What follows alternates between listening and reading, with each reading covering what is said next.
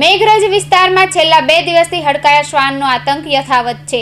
આ શ્વાને શાળાએ જતા બાળકો સહિત લગભગ 30 લોકોને કરડીને ઘાયલ કર્યા છે, જેના કારણે સમગ્ર વિસ્તારમાં ભયનો માહોલ જોવા મળ્યો છે।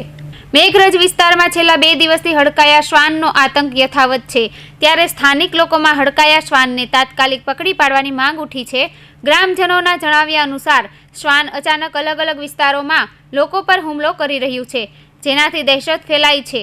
આ શ્વાનને શાળાએ જતા બાળકો સહિત લગભગ 30 લોકોને કરડીને ઘાયલ કર્યા છે, જેના કારણે સમગ્ર વિસ્તારમાં ભયનો માહોલ જોવા મળ્યો છે।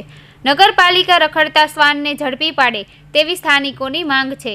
ઈજાગ્રસ્તોએ સરકારી હોસ્પિટલમાં સારવાર પણ લીધી છે। અને હું મેઘરજ કામ અર્થે આવતો હતો। હું પેન્ટર છું અને યોગી હાડીમાં જતો હતો અને રિક્ષામાં ઉતર્યો અને કૂતરું અચાનક આવ્યું અને મને બચકું ભર્યું છે। 2 દિવસ અંદર મેઘરજની અંદર 2 દિવસની અંદર 30 થી 32 કેસ થઈ ગયા છે અને હું અત્યારે કૂતરાએ બચકું ભર્યું છે અને તાત્કાલિક હું વાસણા હોસ્પિટલમાં સારવાર માટે આવેલો છું અને તંત્રને વિનંતી છે કે ભાઈ આ કૂતરાને ઝડપી પકડી અને એને સારવાર ગમે તે કરે અને બતાવે, એ રીતના મારી માંગ છે। બનાસકાંઠાના ધાનેરામાં હડકાયા શ્વાને 13 લોકોને ભર્યા બચકા। શ્વાનના હુમલાથી 3 વર્ષની બાળકી ગંભીર રીતે ઈજાગ્રસ્ત થઈ છે।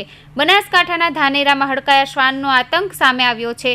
કુવારલા ગામે 13 લોકોને હડકાયા શ્વાને બચકા ભર્યા છે। કૂતરાએ હુમલો કરતા 3 વર્ષની બાળકી ગંભીર રીતે ઈજાગ્રસ્ત થઈ છે અને તેને સારવાર માટે હોસ્પિટલ ખસેડાઈ છે।